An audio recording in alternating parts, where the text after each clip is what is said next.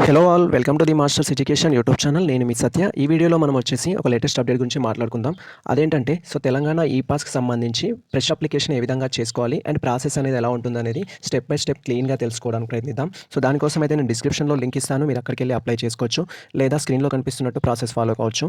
ఇక్కడ ఈ పాస్ అని టైప్ చేసినట్లయితే మనము సెర్చ్ బార్లో టైప్ చేసి ఈ విధంగా తెలంగాణ ఈ పాస్ అనే ఆప్షన్ వస్తుంది. దీనిపైన క్లిక్ చేసినట్లయితే ఈ పాస్కి సంబంధించిన అఫీషియల్ వెబ్సైట్కి అనేది వెళ్ళడం జరుగుతుంది. ఇది వచ్చేసి మనకు ఈ పాస్కి సంబంధించిన అఫీషియల్ వెబ్సైట్. దీంట్లో వచ్చేసి మనం స్కాలర్షిప్ అప్లై చేసుకోవడానికి స్క్రీన్ స్క్రోల్ డౌన్ చేసినట్లయితే ఇక్కడ 2 ఆప్షన్స్ ఉంటాయి, పోస్ట్ మెట్రిక్, ప్రీ మెట్రిక్ అని. పోస్ట్ మెట్రిక్ అంటే ఆఫ్టర్ 10th అప్లై చేసుకునే వాళ్ళు, అండ్ ప్రీ మెట్రిక్ అంటే 10th కంటే ముందు అప్లై చేసుకునే వాళ్ళకి ఈ 2 ఆప్షన్స్ ఉంటాయి. ప్రజెంట్ మనం పోస్ట్ మెట్రిక్ అప్లై చేసుకుంటున్నాం. దీంట్లో కూడా స్పెషల్గా పీజీ స్కాలర్షిప్ గురించి ఎక్స్ప్లెయిన్ చేసుకోవడం జరుగుతుంది. దానికోసం అయితే పోస్ట్ మెట్రిక్ పైన క్లిక్ చేయాలి. వన్స్ మనం పోస్ట్ మెట్రిక్ ఆప్షన్ పైన క్లిక్ చేయగానే స్క్రీన్ అనేది ఈ విధంగా డిస్ప్లే అవుతుంది.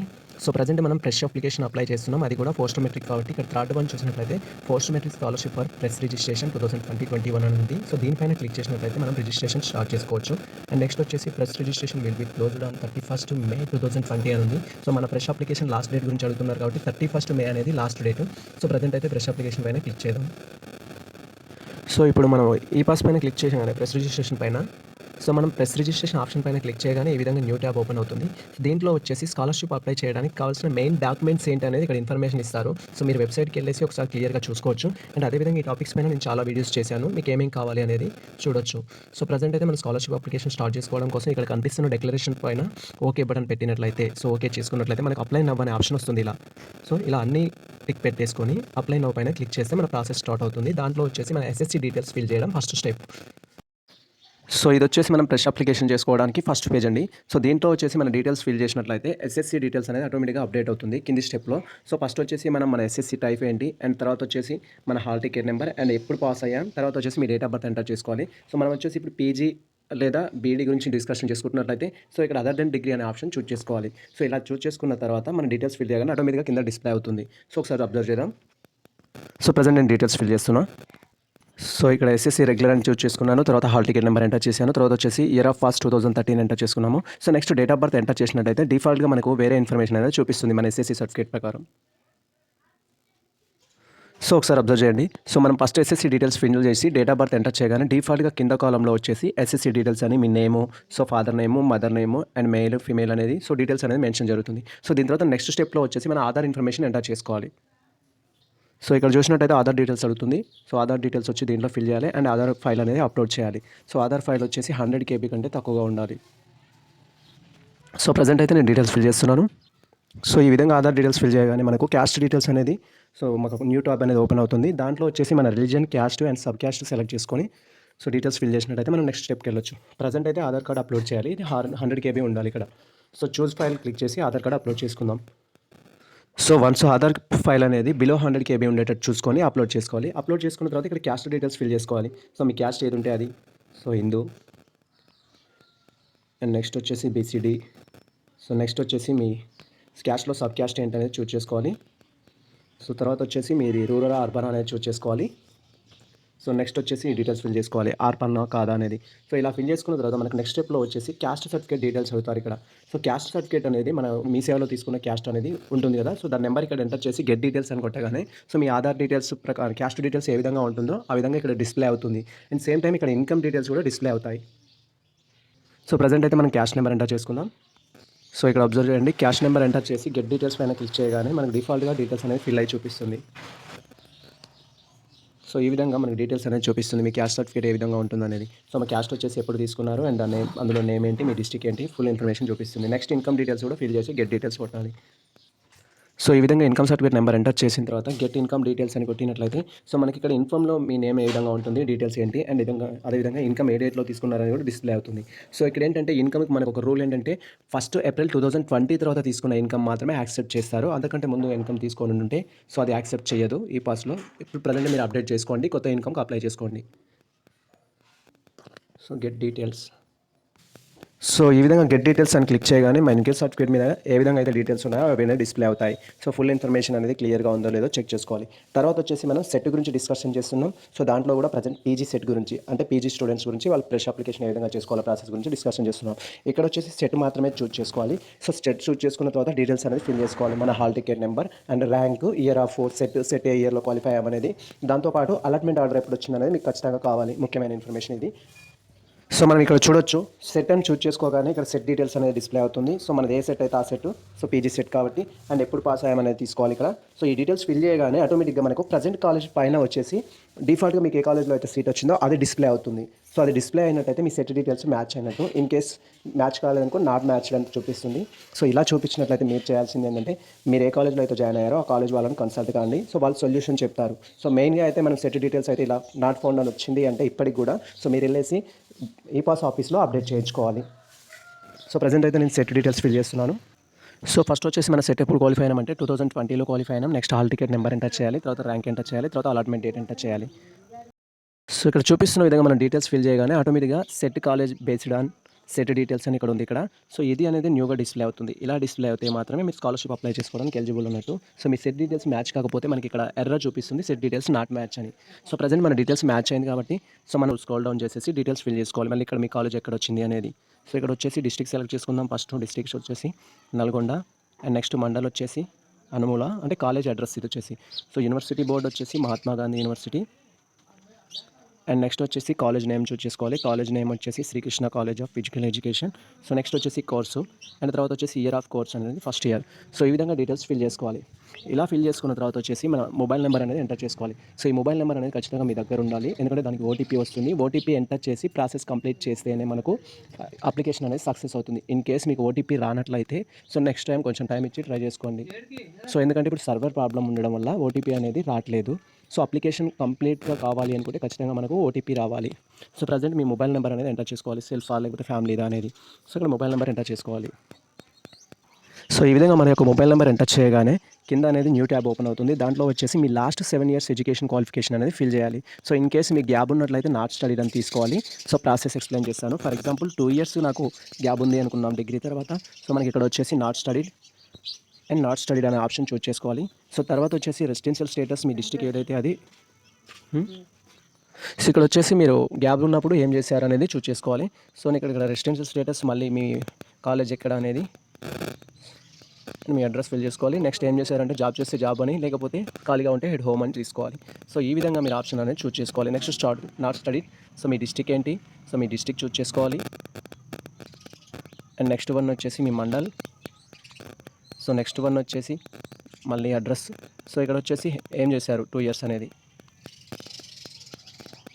సో ఇక్కడ 2 years గ్యాప్ ఉండడం వల్ల 2 years నాట్ స్టడీడ్ అని ఫిల్ చేశాము. నెక్స్ట్ వన్ వచ్చేసి మీ డిగ్రీ.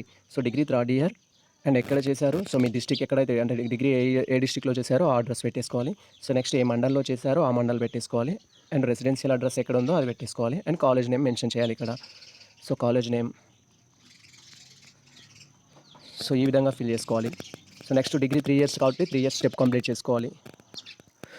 సో ఈ విధంగా డిగ్రీ డీటెయిల్స్ ఫిల్ అయిన తర్వాత మీరు నెక్స్ట్ ఏం చేశారు, ఇంటర్ చేశారా లేకపోతే డిప్లొమా ఉందా, ఏది ఉంటే అది చూస్ చేసుకోవాలి. సో ప్రజెంట్ ఇంటర్మీడియట్ అనుకుంటే సో ఇంటర్మీడియట్ వచ్చేసి 2nd year అండ్ డిస్ట్రిక్ట్ ఎక్కడైతే చేశారో ఏ డిస్ట్రిక్ట్లో అయితే మీరు ఇంటర్ చేశారో అది, అండ్ దానికి సంబంధించిన మండల్ ఏంటి, అండ్ నెక్స్ట్ దానికి సంబంధించిన విలేజ్ ఏంటి. సో ఇక్కడ వచ్చేసి మీ కాలేజ్ నేమ్ ఏ కాలేజ్లో అయితే చేశారో ఆ కాలేజ్ నేమ్ మెన్షన్ చేసుకోవాలి. So next inter 2nd year 1st year రెండు సేమ్ కాబట్టి డీటెయిల్స్ ఫిల్ చేసుకోవాలి. సో ఇక్కడ అబ్జర్వ్ చేశారు కదా, మీరు లాస్ట్ 7 yearsలో గ్యాప్ ఉన్నట్లయితే నాట్ స్టడీ అని పెట్టుకున్నాం. అండ్ కంటిన్యూస్గా చేసినట్లయితే ఇన్ కేస్ మీ డిగ్రీ అనేది 2019లో కంప్లీట్ అయిన 1920లోనే కంప్లీట్ అయినట్లయితే సో 3rd year అనేది అక్కడే ఇచ్చుకుంటారు మీరు. సో ఈ విధంగా ఫిల్ చేసుకోవాలి. అండ్ ఇక్కడ వచ్చేసి స్టూడెంట్ ఫోటోగ్రాఫ్ అని ఉంది. సో స్టూడెంట్ ఫోటోగ్రాఫ్ వచ్చేసి ఇక్కడ మీ పాస్ ఫోటో అనేది 30 KB కంటే తక్కువగా ఉండేటట్టు సెట్ చేసుకోవాలి. ఫస్ట్ దాని సైజ్ అనేది అండ్ జేపీజీ ఫార్మాట్లోనే ఉండాలి. ఇక్కడ అప్లోడ్ చేసే ప్రతి ఫైల్ ఇక్కడ ఫోటో అప్లోడ్ చేయాలి. అండ్ సేమ్ టైం ఇక్కడ వచ్చేసి మీ యొక్క బ్యాంక్ పాస్బుక్ అనేది ఫ్రంట్ పేజ్ అప్లోడ్ చేయాలి. అది కూడా క్లియర్గా కనిపించేటట్టుగా చూసుకోవాలి.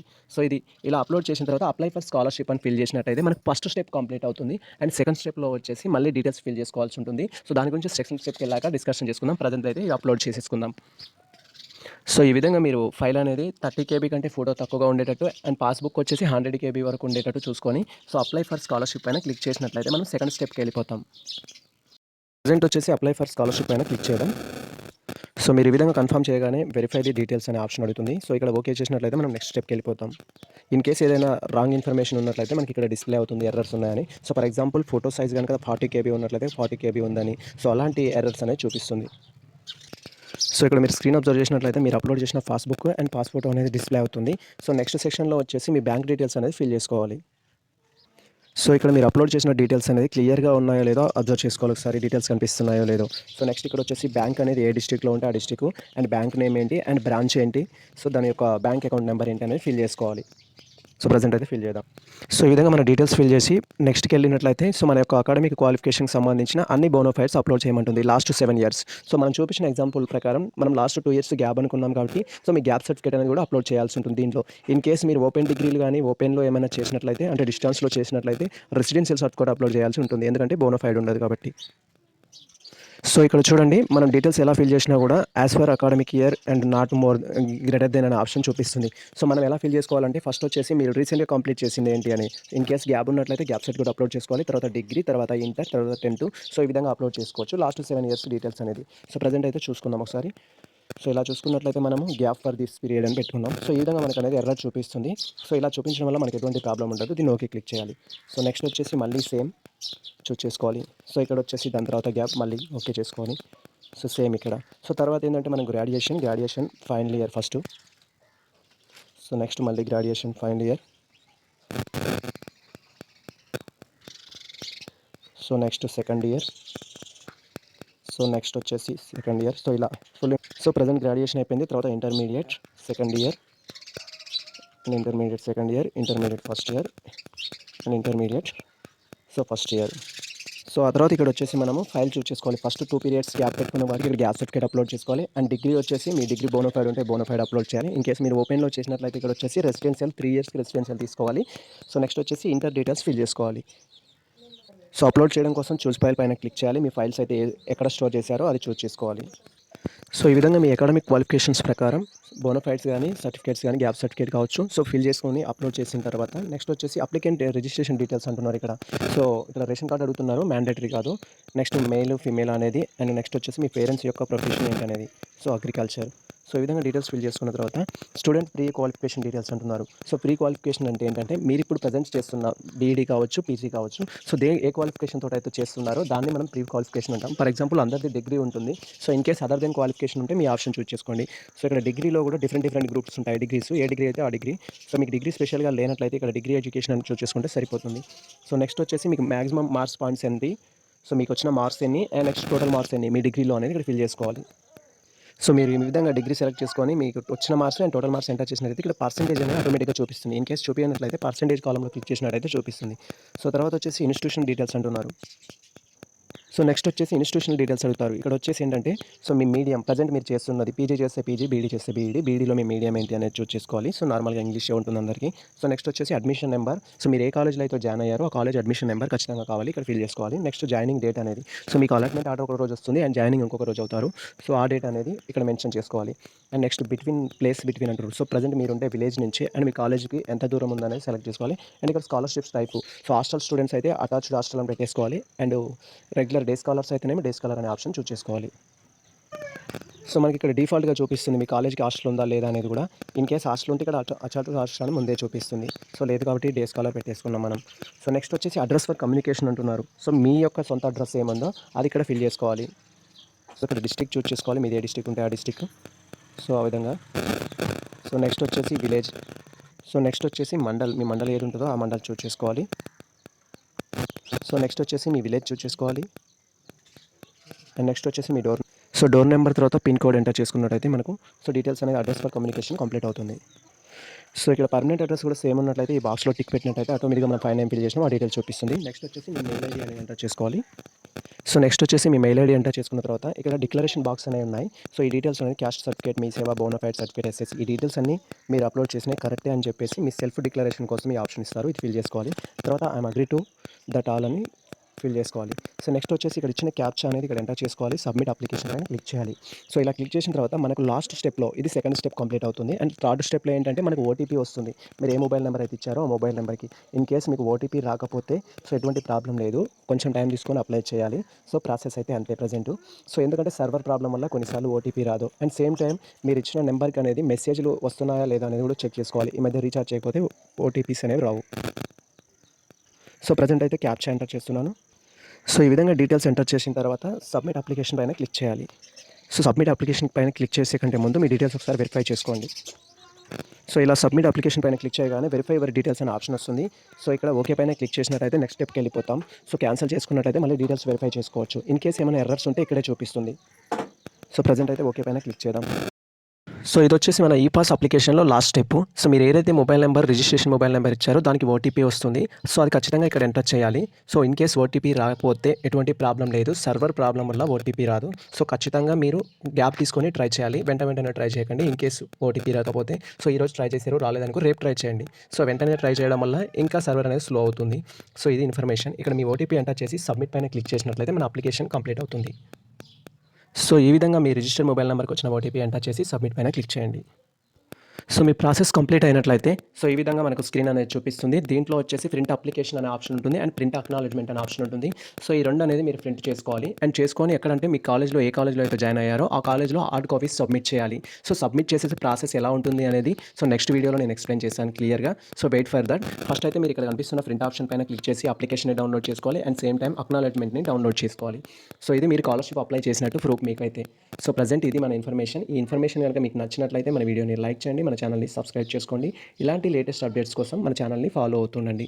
కుదిరితే మీ మిత్రులకు షేర్ చేయండి. And all the best all.